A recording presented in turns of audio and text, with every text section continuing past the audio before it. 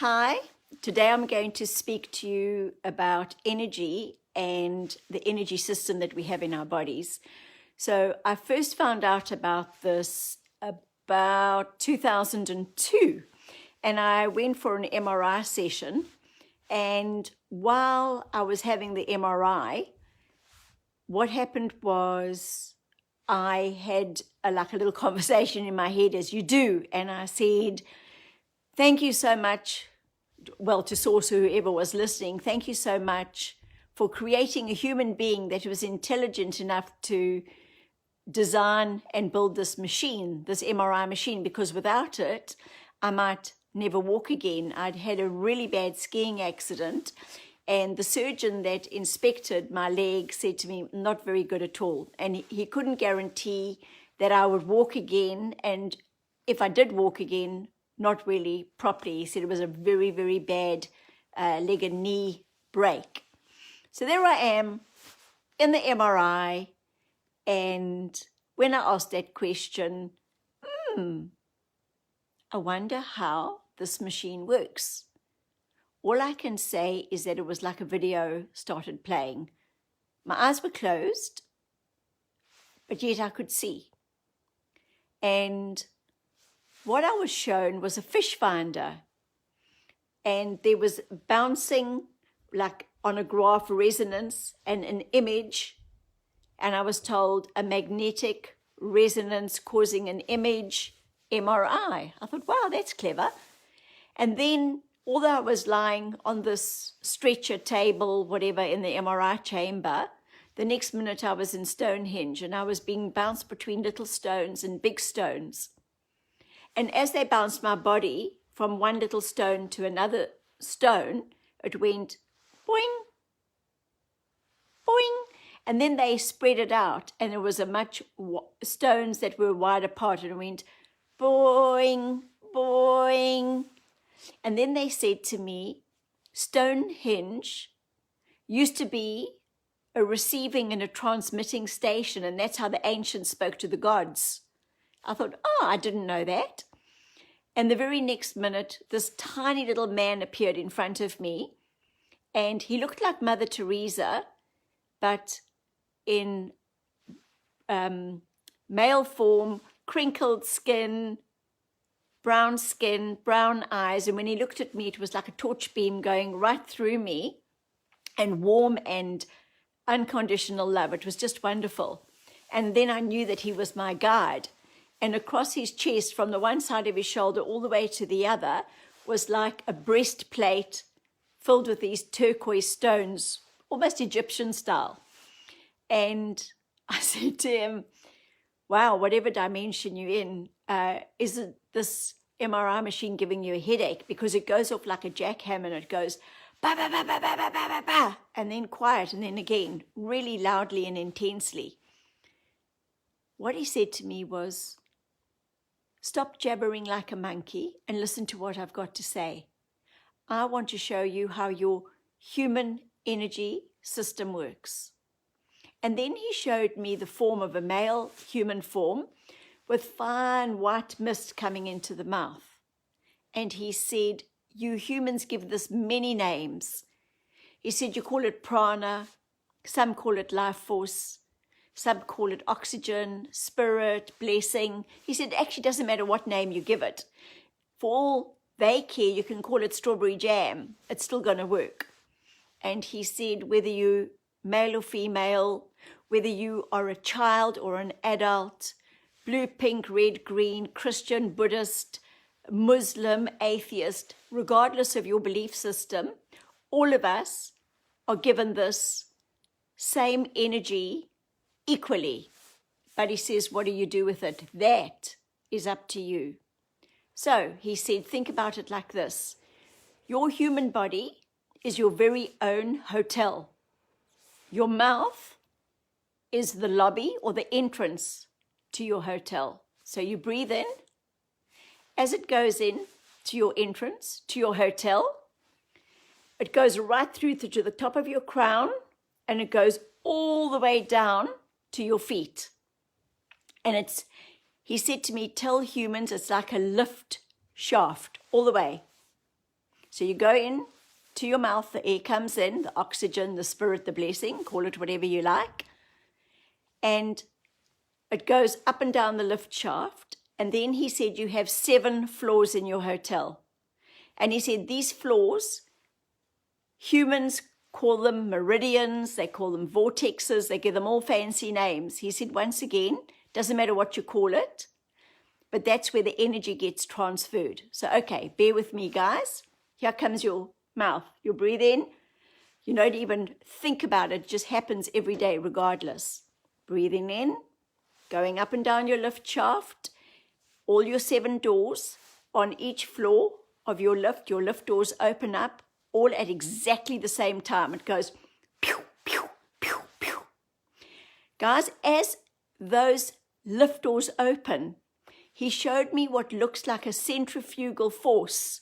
So if you've got that lift door opening here, the lift door opening there, the lift door opening, all at exactly the same time within a nano, and this helicopter blade that's going so fast, the air hits that, or the oxygen or the life force, and that's when it gets dispersed, and it goes like this.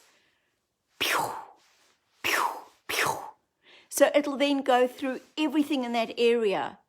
So if your eyes are there, it goes through everything in the eye socket, through the eye, through the veins, all the glutinous, all the gelatinous, everything, through the hair follicles, through the teeth, through the bones, absolutely everything in that area.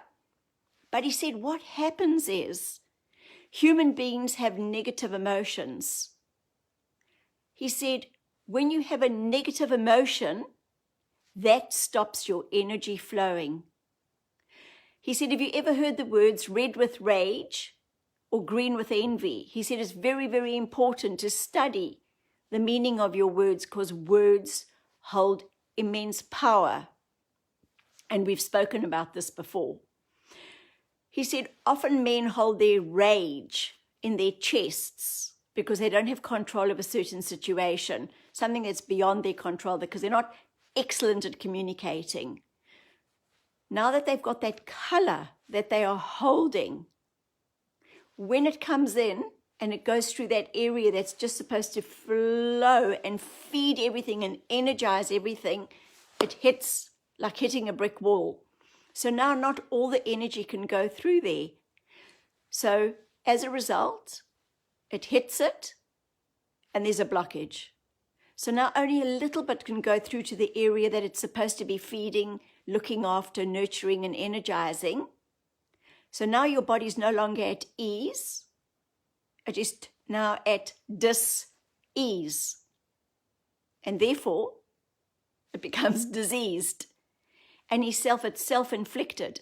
And then he said to me, ever since you were a little girl, you were taught always to forgive somebody else.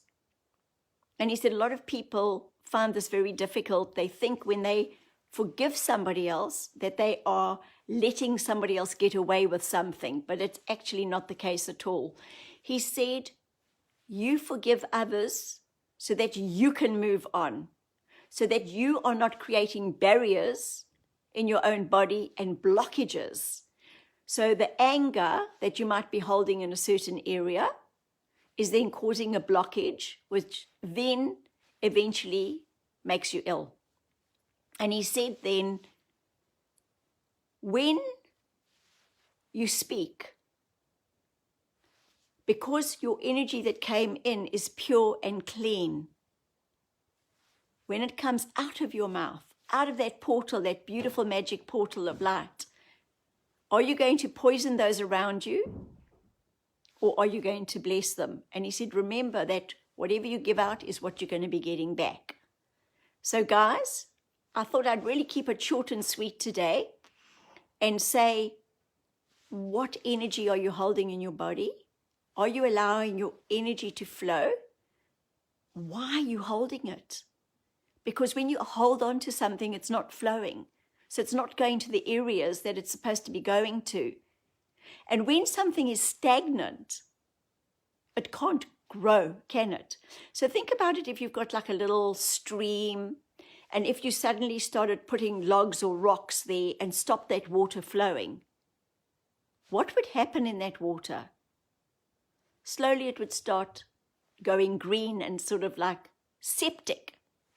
So last week they gave me another image which I thought I would share with you today, which is so simple. And it's champagne. We all love champagne. So they showed it, it's like in a movie where right at the top you've got one champagne glass, and then you've got a row of champagne glasses below that, another row, another row, another row, until you've almost got a pyramid of champagne glasses. And what do? They get the bottle and they pour it on the top, and it fills the very top glass, and then it trickles down to all the other glasses until all the glasses are full. Once those glasses are full, you can't get anything else into the glass until you either drink the champagne or empty the glasses. And they said to me that our cells, our human cells, are mostly made of water. And they are our communicating cells. And they said that's why we need to drink water, to make our cells round, like a cherry. They said, if you don't drink enough water, you deplete, and it goes like that. It starts getting dehydrated and you start getting little pockets. That's when you get miscommunication. So they said water for your body is like grease to a car. You need everything well greased so that everything flows beautifully. So let's look after ourselves. All those champagne glasses, I want you to think of all those champagne glasses in your body, like little holders. What are you holding on to? What is absolutely going stagnant within you? You're a channel. We are all channels. We all receive stuff. We need to be open to be receiving. You can't receive anything if you filled everything up to the brink of all the stuff that's old that no longer serves you. So I want you to visualize getting those glasses and emptying them, tipping them out, tipping them out, tipping them out, so that they are full. Full. Empty. So that you can start filling them up with fabulous things. And then what we'll do next time, I'll share something else with you and teach something else as well. Hi, Sheila. Oh my gosh, nice and awake. Nice to see you. And Judy. Hi, Scott. Thanks for supporting me.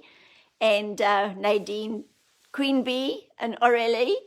So lovely to see you all. I was supposed to be chatting yesterday, but I went to Queenstown instead and got this little machine thing here, like a little tripod, so that I could do a lovely session with you chaps. But unfortunately, I was all on the angle. So here I am. I'm so glad that we're in lockdown 2 or whatever it is. And soon we're going to have total freedom of movement, and we can fly, and then I can fly to all of you, and then we can do some live sessions. So the other thing I wanted to share with you today is, as you may or may not know, I am a hypnotherapist, and I specialize in past lives, clearing out entities or attachments, looking through the system to see if there's anything that needs streamlining. And today, for the very first time, I did it online through a Zoom session, and it was fantastic, beautiful session. So it means, guys, now that I've got the equipment, I can do this anywhere in the world. How fabulous is that? So I wish you a beautiful Sunday night or a Saturday morning, wherever you are in the world, and awesome week ahead until next week. Lots and lots of love. Oh, and next week, Sunday at 8 o'clock, Michelle's going to be interviewing me on this platform. So if anybody has any questions that would like answered, I really look forward to hearing from all of you. And thank you for your support. It means the world to me. Okay, cheers.